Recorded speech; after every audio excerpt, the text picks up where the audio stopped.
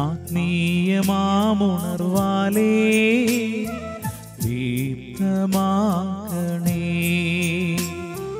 വചനം മഴയായി പെയ്യും, കൃപതൻ നിറവായൊഴുകും. വിടുതൽ നൽകുന്ന വചനം, അറിവിൻ്റെ പൊരുളാകും വചനം. സൗഖ്യമാ ജീവന. ആത്മീയ ഉണർവ്.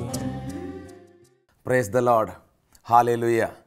മിശിഹായിൽ സ്നേഹം നിറഞ്ഞ സഹോദരി സഹോദരന്മാരെ, മുംബൈ താബോർ ധ്യാന കേന്ദ്രത്തിൽ നിന്നും കർത്താവായ ദൈവം നിങ്ങളെല്ലാവരെയും സന്തോഷവും സമാധാനവും കൃപയും നൽകി അനുഗ്രഹിക്കട്ടെ എന്ന് ഞങ്ങൾ പ്രാർത്ഥിക്കുന്നു. കർത്താവിൻ്റെ വചനത്തിന് മുമ്പിൽ ഇന്നായിരിക്കുമ്പോൾ നമ്മുടെ കുടുംബങ്ങളെ സമർപ്പിക്കാം. കർത്താവ് നൽകുന്ന ഒരു പുതിയ അഭിഷേകം സ്വീകരിക്കുവാനായി നമ്മുടെ കുടുംബങ്ങളെ നമുക്ക് ഒരുക്കാം. ദൈവം ഇന്ന് പുതിയ കാര്യങ്ങൾ ചെയ്യുമ്പോൾ, വലിയ കാര്യങ്ങൾ നമ്മുടെ ജീവിതത്തിലൂടെ നിറവേറപ്പെടുമ്പോൾ ദൈവത്തെ ഒന്നുചേർന്ന് സ്തുതിക്കാൻ തീരുമാനങ്ങളെടുക്കാം. കർത്താവിൻ്റെ വചനം ഇന്ന് നമ്മെ ഓർമ്മപ്പെടുത്തുന്ന ഒരു സത്യം ഇതാണ്.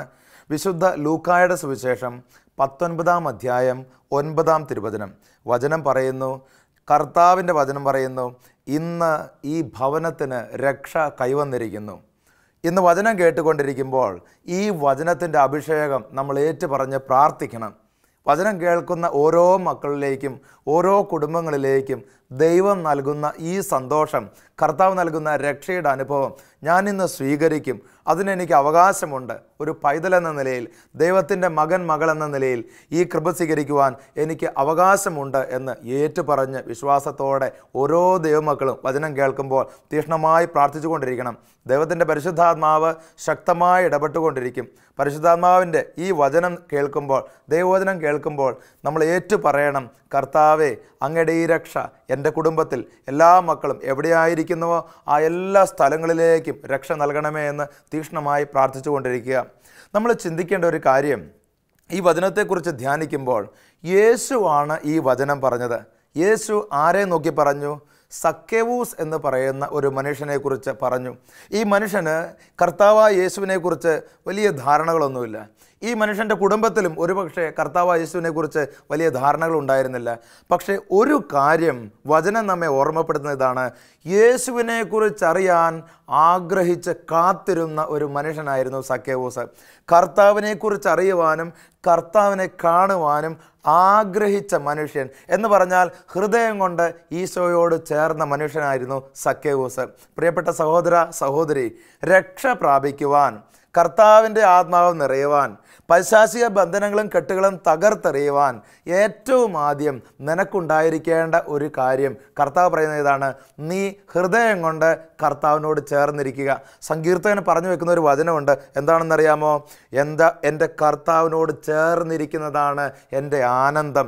ദൈവത്തോട് ചേർന്നിരിക്കുവാൻ, ദൈവത്തെ അറിയുവാൻ, ദൈവത്തെ ഒന്ന് അനുഭവിക്കുവാൻ ഈ ദിവസം വചനം കേൾക്കുന്ന സമയത്ത് സഹോദര സഹോദരി തീക്ഷ്ണമായി ആഗ്രഹിക്കുക, തീക്ഷ്ണമായി പ്രാർത്ഥിക്കുക. ഇതാ ദൈവത്തിൻ്റെ പരിശുദ്ധാത്മാവ് നിൻ്റെ കുടുംബത്തിലേക്ക് ഇതാ കടന്നു വരുന്നു. അഭിഷേകവും അനുഗ്രഹവും രക്ഷയുടെ അനുഭവം സ്വന്തമാക്കുവാൻ ദൈവത്തിൻ്റെ ആത്മാവ് നിന്നെ ക്ഷണിക്കുന്നു. കർത്താവിൻ്റെ വചനത്തിൽ നമ്മൾ അല്പം കൂടെ ശ്രദ്ധിക്കുക. ഉൽപ്പത്തി ഗ്രന്ഥത്തെക്കുറിച്ച് ചിന്തിച്ചേ. ദൈവം മനുഷ്യനെ സൃഷ്ടിച്ചു. അതിനുശേഷം വിവാഹത്തെക്കുറിച്ച് ആദ്യമായി സ്വപ്നം കാണുന്നത് ദൈവമാണ്. നമ്മൾ ചിന്തിക്കണം, കുടുംബത്തിൽ തകർച്ചകളുണ്ടാകുമ്പോൾ, വിവാഹത്തിൽ പ്രശ്നങ്ങളുണ്ടാകുമ്പോൾ നമ്മൾ ചിന്തിക്കേണ്ട കാര്യം, നിൻ്റെ വിവാഹത്തെക്കുറിച്ച് സ്വപ്നം കണ്ടത് ദൈവമാണ്. ആദത്തെ സൃഷ്ടിച്ചപ്പോൾ ദൈവം പറഞ്ഞു, ഇവൻ ഏകനായിരിക്കുന്നത് നല്ലതല്ല, ഇവനൊരു തുണ വേണം എന്ന് പറഞ്ഞാൽ വൈവാഹിക ജീവിതത്തെക്കുറിച്ച് സ്വപ്നം കണ്ടത് പിതാവായ ദൈവമായിരുന്നു. കുടുംബത്തോട് ചേർന്ന് ദൈവത്തെ നന്ദിയോടെ സ്തുതിക്കണം. ഹല്ലേലൂയ. അപ്പോൾ കർത്താവായ ദൈവം ഒരു സ്വപ്നം കണ്ടു. ഒരു കുടുംബത്തിൽ ഇതാ ഒരു ഭാര്യ, ഒരു ഭർത്താവ്, അവരുടെ മക്കൾ സന്തോഷത്തോടെ ജീവിക്കുന്നു. അവരുടെ അസമാധാനത്തിൻ്റെ മേഖലകളിൽ ഒരിക്കലും പൈശാചികമായുള്ള ശക്തി അസമാധാനമായിട്ട് കടന്നു വരാതെ ദൈവത്തിൻ്റെ ശക്തി നിറയണം. ഇങ്ങനെ ഒരുപാട് കാര്യങ്ങൾ ആദ്യം സ്വപ്നം കണ്ടത് പിതാവായ ദൈവമായിരുന്നു. ഇപ്പോൾ ബോധ്യത്തോടെ ഇരിക്കട്ടെ, ദൈവപിതാവിന് നിൻ്റെ ജീവിതത്തെക്കുറിച്ച്, നിൻ്റെ കുടുംബത്തെക്കുറിച്ച് ഒരു സ്വപ്നമുണ്ടായിരുന്നു. ആ സ്വപ്നം ദൈവപിതാവിനുണ്ടെങ്കിൽ അത് നിൻ്റെ ജീവിതത്തിൽ തീർച്ചയായും നിറവേറുമെന്ന് സഹോദര സഹോദരി നീ വിശ്വസിക്കണം. കരഞ്ഞ് കലങ്ങി നിൽക്കുന്ന നിൻ്റെ ജീവിതത്തിലേക്ക് ദൈവപിതാവിൻ്റെ സ്വപ്നമുണ്ടായിരുന്നെങ്കിൽ ആ സ്വപ്നം പൂവണിയുമെന്ന് നീ വിശ്വസിച്ച് പ്രാർത്ഥിക്കണം. കർത്താവിൻ്റെ വചനം ഓർമ്മപ്പെടുത്തുന്നു. സക്കേസിൻ്റെ ഭവനത്തെക്കുറിച്ച് യേശു പറഞ്ഞു, ഇന്ന് ഈ ഭവനത്തിന് രക്ഷ കൈവന്നിരിക്കുന്നു, ഇന്ന് ഈ ഭവനത്തിലേക്ക് രക്ഷ കടന്നു വന്നിരിക്കുന്നു. ഇതാണ് കർത്താവ് നൽകിയ ഒരു സന്ദേശം, കർത്താവ് നൽകിയ ഒരു കൃപ, ഒരു വാഗ്ദാനം. ഇനി ചിന്തിച്ചു നോക്കുക, യേശു കടന്നു വന്ന ഒരുപാട് ഭവനങ്ങളെക്കുറിച്ച് സുവിശേഷത്തിൽ പ്രതിപാദിക്കുന്നുണ്ട്. ആദ്യമായിട്ട് യോഹന്നാൻ പറയുന്ന ഒരു ഭവനം ഏതാണെന്നറിയാവോ? കാനായിലെ വിവാഹവിരുന്ന് നടന്ന ഭവനം. നോക്കിയേ, ആ ഭവനത്തിൽ എന്താണ് രക്ഷയ്ക്ക് കുറവ്? സാധാരണ ജനം നോക്കുമ്പോൾ ആ ഭവനത്തിൽ എന്താണ് കുറവ്? സന്തോഷമുണ്ട്, സമാധാനമുണ്ട്, പിന്നെ സാമ്പത്തികമായിട്ട് വലിയ കുഴപ്പമില്ല, ഒരു വിവാഹം നടക്കാൻ പോകുന്നു. പ്രിയപ്പെട്ട സഹോദരി ചിന്തിക്കണം, അവരാരും കാണാത്ത ഒരു സ്വപ്നം ദൈവം അവിടെ കണ്ടു. എന്താണ് ദൈവം അവിടെ കണ്ട സ്വപ്നം? എന്താണെന്നറിയാം നിങ്ങൾക്ക്? ആ വിവാഹത്തിൻ്റെ ദിവസം ഒന്നിനും ഒരു കുറവുണ്ടാകാൻ പാടില്ല. ബാക്കി എല്ലാവരും എല്ലാ പ്ലാനും നടപ്പാക്കിയപ്പോഴും പ്രിയപ്പെട്ടവരെ ഒരു കാര്യം അവർ വിസ്മരിച്ചു പോയി. വീഞ്ഞ് തീർന്നു പോകുമെന്നുള്ള ഒരു കാര്യം, അത് മാത്രം അവർ കണ്ടില്ല. കർത്താവിന് ആ ഭവനത്തെക്കുറിച്ചൊരു സ്വപ്നം ഉണ്ടായിരുന്നു. ഇവിടെ വീഞ്ഞു തീർന്നാലും അത്ഭുതകരമായിട്ട് ഇടപെട്ട് ആ പ്രശ്നങ്ങളെ പരിഹരിക്കണം. ചിന്തിക്കണം സഹോദരി, എല്ലാവരും എല്ലാ കാര്യങ്ങളും ശരിയാണെന്ന് നിന്നിൽ ധരിക്കുമ്പോഴും, നിൻ്റെ കുടുംബത്തിലൊരു പ്രശ്നമില്ലെന്ന് നീ ഇപ്പോൾ ധരിക്കുമ്പോഴും, അതിനപ്പുറത്തേക്ക് ചില കാര്യങ്ങൾ എടുത്തു വെച്ച് അനുഗ്രഹമായിട്ട് കർത്താവ് നിൻ്റെ ജീവിതത്തിലേക്ക് കടന്നു വരാൻ ആഗ്രഹിക്കുന്നുണ്ട്. കാനായിലെ വിവാഹ വിരുന്നിൽ ദൈവം കടന്നു വന്നു. സാമ്പത്തിക തകർച്ചയുള്ള ഒരു വ്യക്തിയുടെ കുടുംബത്തിലേക്ക് അതൊരു അനുഗ്രഹമായിട്ട് കർത്താവ് കടന്നു വരുമെന്ന് നമ്മൾ വിശ്വസിക്കണം. നീ ഒരിക്കലും സ്വപ്നം കണ്ടിട്ടുണ്ടാവില്ല ഈ തകർച്ചയുടെ അപ്പുറത്ത് ദൈവം കടന്നു വന്ന് തൊടുമെന്ന്. നോക്കിയേ, എന്താണ് പ്രിയപ്പെട്ടവരെ യേശു അവിടെ പ്രവർത്തിച്ചത്? ഇതാ ഒരു സമൃദ്ധി അവിടെ നൽകുകയാണ്. അവിടെ വീഞ്ഞ് തീർന്നു പോകുന്നതോ, ആ കുടുംബത്തിൽ അപ്രതീക്ഷിതമായിട്ട് നാണം കെടുന്നതോ, ഇതൊന്നും അവർ പ്രതീക്ഷിച്ചില്ല. പക്ഷേ കർത്താവ് വലിയ അഭിഷേകവും കൃപയും നൽകി. ഇതാ എല്ലാ ഭരണികളിലേക്കും വെള്ളം നിറച്ച് അതിനെ വീഞ്ഞാക്കി മാറ്റി. ഒരിക്കലും പ്രതീക്ഷിക്കാത്ത രീതിയിൽ കർത്താവ് ഇടപെടുന്ന ഒരു അനുഭവം അവിടെ ഉണ്ടായി. ഇപ്പോൾ വചനം കേട്ടുകൊണ്ട് നീ എവിടെയായിരിക്കുന്നുവോ നിൻ്റെ കുടുംബത്തിന് വേണ്ടി നീ ഒന്ന് പ്രാർത്ഥിക്കുക. സാമ്പത്തിക തകർച്ചയാണ്, അവിടെ ഒരു നിറവുണ്ടാകുമെന്ന് വിശ്വസിക്കുക. ദൈവത്തിൻ്റെ സ്വപ്നമാണ് പ്രിയപ്പെട്ടവരെ നിൻ്റെ ജീവിതത്തിൽ നിറവുണ്ടാകണമെന്ന്. ദൈവത്തിൻ്റെ സ്വപ്നമാണ് സഹോദരി നിൻ്റെ കുടുംബത്തിൽ സമാധാനം നിറയണമെന്ന്. നിങ്ങളൊന്ന് ഓർത്ത് നോക്കിയേ, ശിഷ്യന്മാരെ കർത്താവ് 72 പേരെ അയക്കുന്ന ഒരു രംഗം ബൈബിളിൽ മനോഹരമായിട്ട് വിവരിക്കുന്നുണ്ട്. അപ്പോൾ 72 പേരെ അയക്കുമ്പോൾ കർത്താവ് പറയുകയാണ്, നിങ്ങൾ ഏത് ഭവനത്തിൽ പ്രവേശിച്ചാലും ആ ഭവനത്തിന് സമാധാനം ആശംസിക്കണം. എന്താണ് അതിനർത്ഥം? ആ ഭവനത്തിലെ സമാധാനത്തെക്കുറിച്ച് കർത്താവിനൊരു സ്വപ്നമുണ്ട് പ്രിയപ്പെട്ടവരെ. ഓരോ യഹൂദനും വേറൊരു യഹൂദനെ കാണുമ്പോൾ തീർച്ചയായിട്ടും ഷാലോം, സമാധാനം എന്നിങ്ങനെ ആശംസിക്കുന്ന ഒരു പതിവുണ്ട്. കർത്താവ് പറയുക, നീ അവിടെ ചെന്ന് പോകുമ്പോൾ മറക്കാൻ പാടില്ലത്. നീ അവിടെ ചെന്ന് പോകുമ്പോൾ മറക്കരുത്. എന്താണ്? സമാധാനമില്ലാത്ത ഭവനമാണെങ്കിൽ ദൈവത്തിൻ്റെ ആത്മാവിനെ ഞാൻ നിനക്ക് തരുന്നത് ഈ സമാധാനം കൊണ്ടുപോയി ആ കുടുംബത്തിൽ കൊടുക്കാനാണ്. പ്രിയപ്പെട്ട സഹോദരി, ചില രോഗങ്ങൾ കൊണ്ട്, സാമ്പത്തിക തകർച്ചകൾ കൊണ്ട്, കുടുംബത്തിൽ ചില വിള്ളലുകൾ ഉണ്ടായപ്പോൾ, ചില മക്കളുടെ ചില തോന്നിവാസങ്ങൾ കൊണ്ട് നീ മടുത്തിരിക്കുമ്പോൾ ചിന്തിക്കരുത് സമാധാനം നശിച്ചു പോയെന്ന്. ദൈവത്തിൻ്റെ ആത്മാവ് ഇതാ ആരെങ്കിലുമൊക്കെ വഴിയായിട്ട് നിൻ്റെ കുടുംബത്തിലേക്ക് സമാധാനം കൊണ്ടുവന്ന് തരും. ദൈവത്തിൻ്റെ സ്വപ്നമാണത്, നമ്മൾ മനസ്സിലാക്കണം. കാനായിലെ വിവാഹ വിരുന്നിൽ അവിടെ കുറവുണ്ടാകരുത്. ദൈവത്തിൻ്റെ സ്വപ്നമാണത്. ആ വിവാഹം തകരരുത്. കർത്താവിൻ്റെ സ്വപ്നമാണത്. അവർ നാണം കെടരുത്. കർത്താവിൻ്റെ സ്വപ്നമാണത്. അങ്ങനെയെങ്കിൽ ഇതാ നിൻ്റെ ജീവിതത്തിൽ നാണം കെടരുതെന്നും നിൻ്റെ കുടുംബം തകരരുതെന്നും ഇത് കർത്താവിൻ്റെ സ്വപ്നമാണെന്ന് തീർച്ചയായിട്ടും വിശ്വസിച്ചുകൊണ്ട് എവിടെ ഇരുന്ന് വചനം കേൾക്കുന്നോ കുടുംബത്തെ സമർപ്പിച്ച് ദൈവമേ നിൻ്റെ സ്വപ്നങ്ങൾ നിറവേറട്ടെ എന്ന് പ്രാർത്ഥിക്കണം. തീഷ്ണതയോടെ പ്രാർത്ഥിക്കേണ്ട ശക്തമായിട്ടുള്ള ഒരു സമയമാണ് പ്രിയപ്പെട്ടവരെ. ഓരോ കുടുംബത്തിലും എല്ലാവരും ഒരുമിച്ചിരിക്കണം. ഇതും കർത്താവിൻ്റെ ഒരു സ്വപ്നമാണ്. കർത്താവിൻ്റെ ഒരുപാട് സ്വപ്നങ്ങൾ ഓരോ കുടുംബത്തെക്കുറിച്ചുമുണ്ട്. നമ്മൾ വ്യക്തമായിട്ട് മനസ്സിലാക്കണം. നമ്മൾ നമ്മുടെ സ്വപ്നം മാത്രമേ കാണുന്നുള്ളൂ. നമ്മുടെ മക്കളുടെ സ്വപ്നങ്ങൾ ചിലപ്പോൾ കാണും. അങ്ങനെ ചെറിയൊരു കുടുംബത്തിന് അത്രയുള്ള നമ്മുടെ സ്വപ്നം അല്ല പ്രിയപ്പെട്ടവരെ. ദൈവത്തിന് നിൻ്റെ കുടുംബത്തെക്കുറിച്ച് വലിയ സ്വപ്നങ്ങൾ, വലിയ പ്രതീക്ഷകളുണ്ട്. അത് നമ്മൾ കാണണം. കുടുംബം ഒരുമിച്ചിരിക്കണം എന്നുള്ളതൊക്കെ കർത്താവിൻ്റെ ഒരു സ്വപ്നമാണ്. ഒരിക്കൽ ഒരാൾ വന്ന് പറഞ്ഞത് ഓർക്കണം. ഒരു ധ്യാനിക്കാൻ വന്ന മനുഷ്യൻ പറയുകയാണ്, അച്ഛാ ഞാൻ കുറേ കാലമായിട്ട് ഇങ്ങനെ ചിന്തിക്കുന്ന ഒരു കാര്യം, എൻ്റെ ഭാര്യ കൊന്ത ചൊല്ലുന്നു, എൻ്റെ മക്കൾ എല്ലാ ദിവസവും പള്ളിയിൽ പോകുന്നു. അപ്പോൾ ഇങ്ങനെയൊക്കെ കാര്യങ്ങളൊക്കെ നടക്കുന്നുണ്ടല്ലോ. അപ്പോൾ അവരൊക്കെ പ്രാർത്ഥിക്കുന്നുള്ളത് കൊണ്ട് കാര്യങ്ങളൊക്കെ എങ്ങനെ നടന്നു പോകുന്നുണ്ട്. പിന്നെ അവരെല്ലാവരും നിർബന്ധിച്ചതുകൊണ്ട് ഞാനൊരു ധ്യാനം കൂടാമെന്ന് വിചാരിച്ചു. പ്രിയപ്പെട്ടവരെ, അങ്ങനല്ല. അങ്ങനെ നമ്മൾ വിചാരിച്ചിരിക്കാൻ പാടില്ല. ദൈവം ആഗ്രഹിക്കുന്ന ഒരു കാര്യമുണ്ടല്ലോ, നീ എവിടെയാണോ അവിടെ നിന്ന്, നീ എവിടെയാണ് ദൂരത്തായിരിക്കുന്നത്, അല്ലെങ്കിൽ മക്കൾ പ്രാർത്ഥിച്ചാൽ മതി, മക്കൾ ദൈവത്തെ അംഗീകരിച്ചാൽ മതി, ഭാര്യയൊക്കെ ദൈവത്തെ അംഗീകരിച്ച് അങ്ങനെ അങ്ങോട്ട് പൊക്കോട്ടെ. അങ്ങനല്ല. ഒരുമിച്ച് ദൈവത്തെ അറിയുകയും ഒരുമിച്ച് ദൈവത്തിൻ്റെ സ്വപ്നത്തെ അന്വേഷിക്കുകയും ചെയ്യണമെന്ന് ദൈവത്തിനൊരാഗ്രഹമുണ്ട്. വിശ്വസിക്കുന്ന പ്രാർത്ഥിക്കുന്ന എല്ലാ മക്കളും കുടുംബത്തോട് ചേർന്ന് ഇപ്പോൾ അഭിഷേകം സ്വീകരിച്ച് പ്രാർത്ഥിക്കണം. ഹല്ലേലൂയ. യേശുവേ മഹത്വം, പരിശുദ്ധാത്മാവേ ആരാധന, പിതാവേ മഹത്വം. മർക്കോസിൻ്റെ സുവിശേഷം 5-ാം അധ്യായത്തിൽ ഒരു വ്യക്തിയെ കണ്ടുമുട്ടുന്നു. ഈ വ്യക്തി കുടുംബത്തെ ഉപേക്ഷിച്ച വ്യക്തിയാണ്. നമുക്ക് കർത്താവിന് കുടുംബത്തെക്കുറിച്ച് എന്തൊരു വലിയ സ്വപ്നമാണ് നമ്മൾ ചിന്തിക്കണം. ഇതാ വലിയ ബന്ധനങ്ങളിൽ കുടുങ്ങി ശവക്കല്ലറുകളിൽ കൂകി വിളിച്ച് നിലവിളിച്ച് ശരീരം മുറിപ്പെടുത്തി ആരും വേണ്ടെന്ന് പറഞ്ഞ് ആ വഴി പോകുന്ന ആളുകളെയൊക്കെ ഉപദ്രവിച്ച് ഒരു വലിയ ബന്ധനത്തിൽ കഴിയാണ് ഈ മനുഷ്യൻ. വചനം പഠിപ്പിക്കുന്നത് ഈ മനുഷ്യനിൽ നിന്ന് പിശാച് ഇറങ്ങിപ്പോയി 2000 ആളുകളിൽ പോയി കയറിയെന്നൊക്കെയാണല്ലോ പറയണത്. പ്രിയപ്പെട്ട സഹോദര സഹോദരി, കർത്താവ് ഈ മനുഷ്യൻ്റെ ജീവിതത്തിൽ കടന്നു വന്നു. കർത്താവിന് ഈ കുടുംബത്തെക്കുറിച്ച് ഒരു സ്വപ്നം ഉണ്ടായിരുന്നു. എന്താണ് സ്വപ്നം? ശവക്കല്ലറുകളിൽ പൈശാചിക ബന്ധനങ്ങളിൽ പെട്ട് കഴിയുന്ന മനുഷ്യൻ, ദുഷ്ടശീലങ്ങൾ അടിപ്പെട്ട മനുഷ്യൻ, ഈ മകനെ തിരിച്ച് കുടുംബത്തിൽ കൊണ്ടുവരിക. കർത്താവിന് സ്വപ്നമുണ്ടെന്ന് മനസ്സിലാക്കണം. ഡിവോഴ്സിൻ്റെ വക്കിൽ തിരികുന്ന ചിലരൊക്കെ പറയും ജീവിതത്തിൽ ഇനിയിപ്പോൾ ദൈവമില്ല, ദൈവം ഉണ്ടായിരുന്നു ഇങ്ങനെയൊന്നും സംഭവിക്കില്ല. പ്രിയപ്പെട്ടവരെ, ഇതൊരു ഡിവോഴ്സ് പോലെ തന്നെയുള്ള കാര്യമല്ലേ? നിങ്ങൾ ചിന്തിച്ച് നോക്കിയേ, ഭാര്യ വീട്ടിൽ കഴിയുന്നു സമാധാനം ഇല്ലാതെ. ഈ ഇദ്ദേഹം ആണെന്നുണ്ടെങ്കിൽ ഭാര്യയും വേണ്ട, മക്കളും വേണ്ട, ഞാൻ ഒറ്റയ്ക്ക് ഇങ്ങനെ ജീവിക്കുള്ളൂ, ഞാൻ ആരെയും കൂസുകയല്ല, ഞാൻ തെറി വിളിക്കും, ഇങ്ങനെയൊക്കെ നടക്കണത്. ഡിവോഴ്സിലും കഷ്ടമല്ലേ പ്രിയപ്പെട്ടവരെ ഇത്? നോക്കി, ആ കുടുംബത്തിലെ ഡിവോഴ്സ് പോലെ തന്നെ മാറി താമസിക്കുന്ന അവരിലേക്ക് ദൈവം ഇടപെട്ടു. ദൈവത്തിൻ്റെ സ്വപ്നം എന്താണെന്ന് നിങ്ങൾക്കറിയോ? നിങ്ങളുടെ കുടുംബം ഒരുമിച്ചിരിക്കണം. ഇത് ദൈവത്തിൻ്റെ സ്വപ്നമാണ് എന്ന് പറഞ്ഞ് നിങ്ങൾ ചിന്തിക്കരുത് ഡിവോഴ്സിൻ്റെ വക്കിലെത്തി ഇനി ദൈവത്തിനൊന്നും ഇടപെടാനില്ല. അങ്ങനല്ല. ഞാൻ ചിന്തിക്കും പ്രിയപ്പെട്ടവരെ, ഏതറ്റം വരെ പൈശാചികമായ ശക്തി നിങ്ങളെ തകർക്കാൻ ശ്രമിച്ചാലും ദൈവത്തിൻ്റെ ആത്മാവ് കടന്നു വന്ന് ഒരുമിപ്പിക്കണമെന്നും ദൈവത്തിൻ്റെ കൃപ കൊണ്ട് നിങ്ങൾ ഓരോരുത്തരും നിറയണമെന്നും ദൈവം ശക്തമായിട്ട് ആഗ്രഹിക്കുന്നുണ്ട്. കർത്താവ് എന്താ ചെയ്തെന്നറിയാവോ?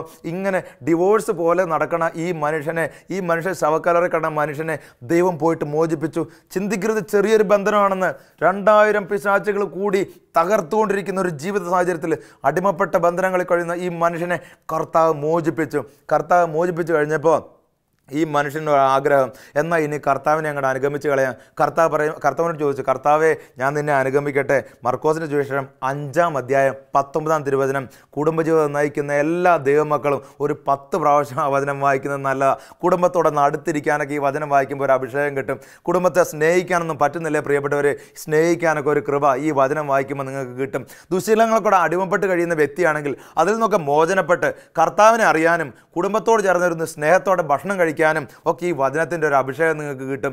കുടുംബത്തിൽ നിന്ന് അകന്ന് അല്ല ഡിവോഴ്സ് ആക്കി കളയാം, മക്കളോട് സംസാരിക്കില്ല, ഇങ്ങനെയൊക്കെ ചില തീരുമാനങ്ങൾ എടുത്തിരിക്കുന്ന സഹോദര സഹോദരി, നിനക്ക് നിൻ്റെ കുടുംബത്തിലേക്ക് തിരിച്ചു പോകാനും കുടുംബത്തെ സ്നേഹിക്കാനും കുടുംബത്തോടെ അല്പം സന്തോഷത്തോടെയൊക്കെ ഒന്ന് ജീവിക്കാനും ഈ വചനം നിനക്ക് ശക്തി തരും. ഈ വചനം നീ എവിടെയായിരിക്കുന്നുവോ, നിൻ്റെ കയ്യിൽ ബൈബിൾ ഉണ്ടെങ്കിൽ, നിൻ്റെ മൊബൈലിൽ ബൈബിൾ ഉണ്ടെങ്കിൽ ഇപ്പോൾ നീ തുറന്ന് വായിക്കണം. ഈ വചനത്തിൻ്റെ അഭിഷേകം നീ സ്വീകരിക്കണം. എന്താ വചനം പറയണത്?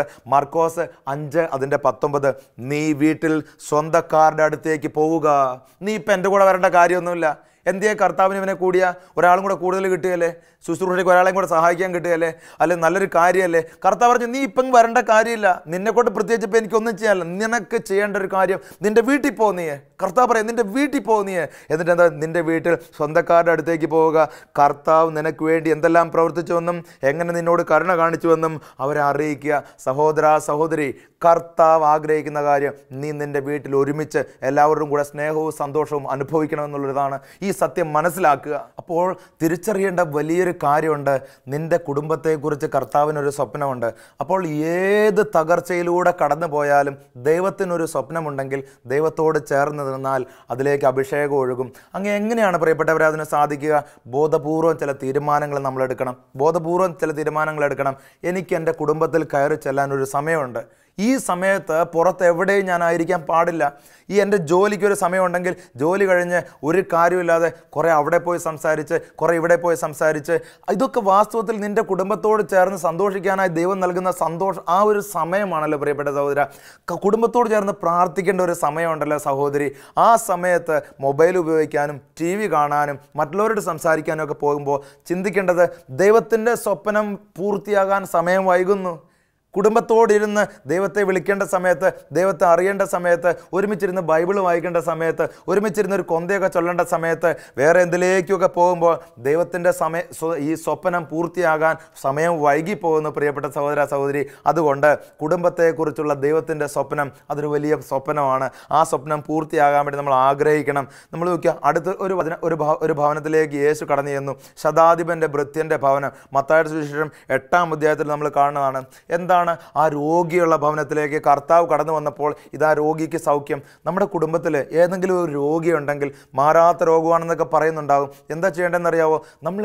നമ്മൾ പ്രാർത്ഥിക്കണം, യേശുവേ വരണമേ, യേശുവേ വരണമേ, യേശുവേ വരണമേ. വെളിപാട് പുസ്തകം അവസാനിക്കുന്ന ഒരു വലിയ പ്രാർത്ഥന അതങ്ങനെ തന്നെയാണല്ലോ, യേശുവേ വരണമേ, യേശുവേ വരണമേ.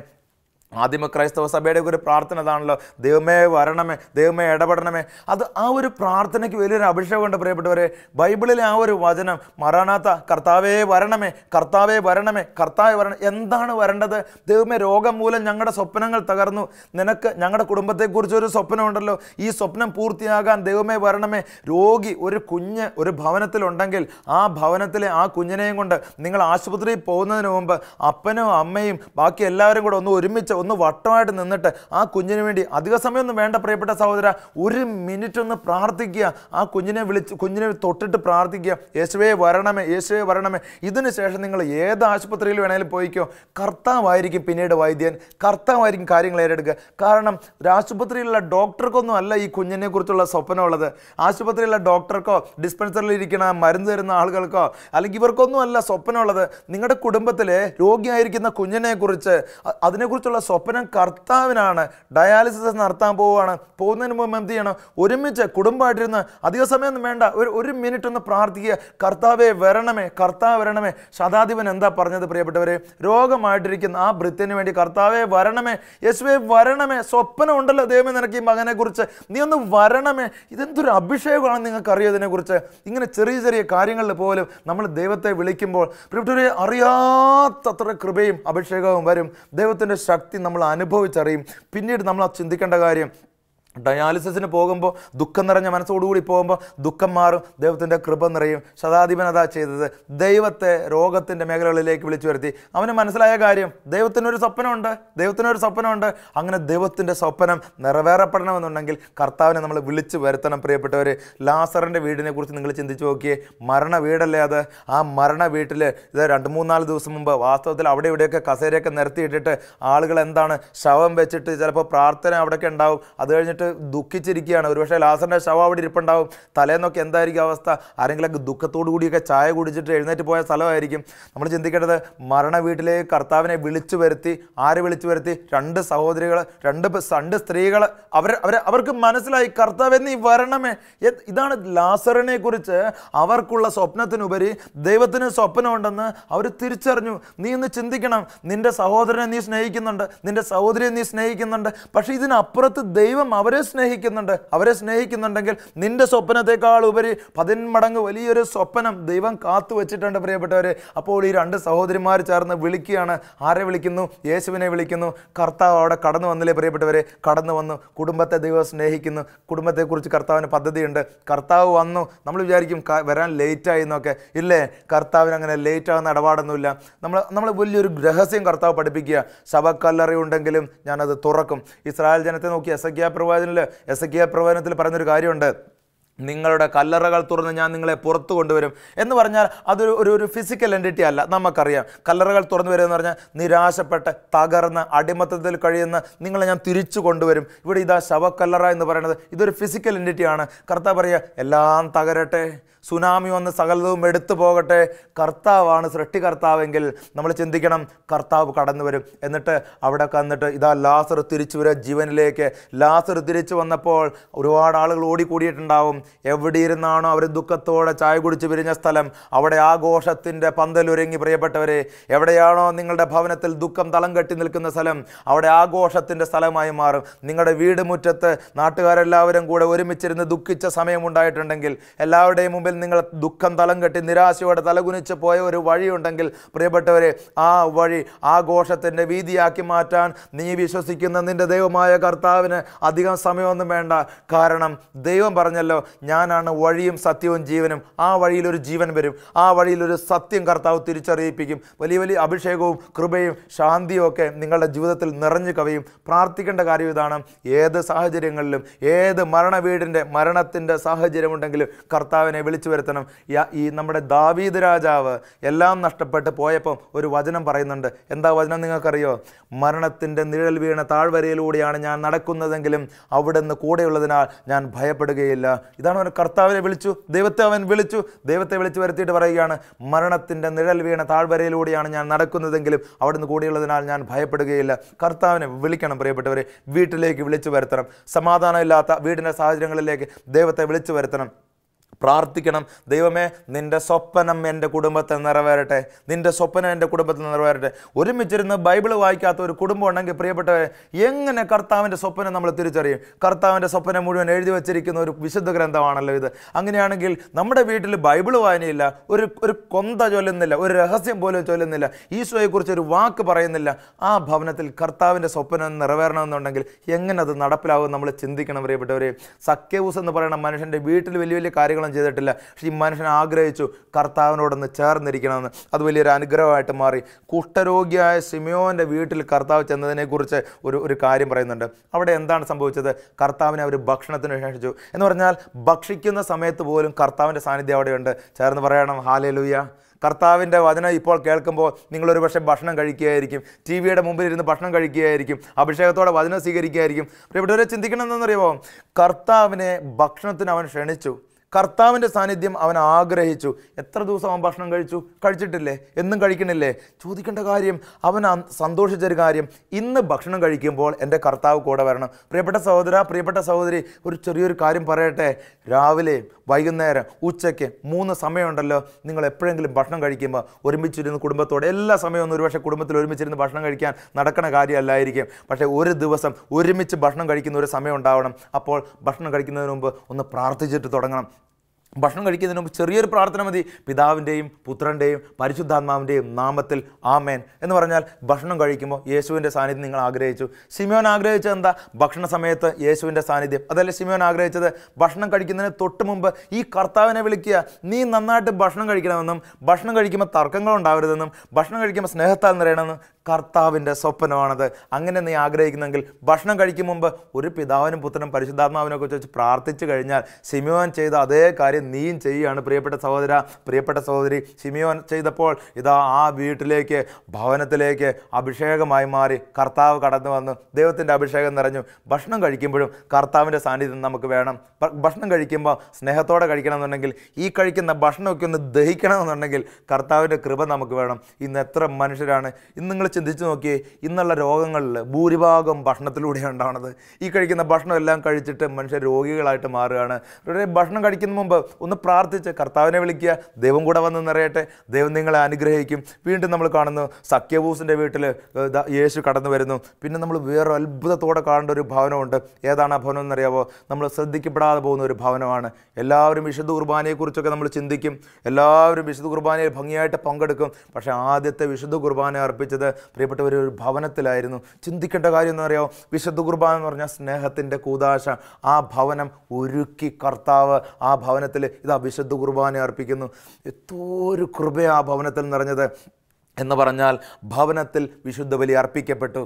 പ്രിയപ്പെട്ട സഹോദര, സഹോദരി, നിൻ്റെ കുടുംബത്തിലേക്ക് കർത്താവിനെ വിളിച്ചുകൊണ്ടുവരാൻ നീ ആഗ്രഹിക്കുന്നുവെങ്കിൽ വിശുദ്ധ ബലി അർപ്പിക്കുന്ന പള്ളിയിലേക്ക് കുടുംബത്തോടെ പോകുന്നത് നല്ലതാണ്. കുടുംബത്തോടെ പോകുന്നത് നല്ലതാണ്. മാതാവും യൗസേ പിതാവും എന്തോരം പ്രാവശ്യം യേശുവിനെ പള്ളിയിലേക്ക് കൊണ്ടുപോയി. ലൂക്കായുടെ സുവിശേഷം 4:16 മുതലുള്ള വചനങ്ങളിൽ പറയുന്നു, അവന് ഇത് പതിവായിരുന്നെന്നാണ് പറയണത്. ആർക്ക്? യേശുവിന് പതിവായിരുന്നു. അപ്പൻ്റെയും അമ്മയുടെയും കൂടെ പള്ളിയിൽ പോകാമെന്ന് പറഞ്ഞത് ഒരു പതിവായിരുന്നു. ഒരുമിച്ച് പോയി വിശുദ്ധ കുർബാന അർപ്പിക്കുന്ന കുടുംബങ്ങളിലേക്ക് വലിയ കൃപയൊഴുകുന്നതായിട്ട് ഞാൻ കണ്ടിട്ടുണ്ട്. ഒരുമിച്ച് സ്നേഹത്തോടെ അപ്പനും അമ്മയും ഒക്കെ ഇങ്ങനെ ആ കുടുംബം ഒരിക്കലും തകർന്നു പോകുന്നു ഇതുവരെ ഞാൻ കണ്ടിട്ടില്ല.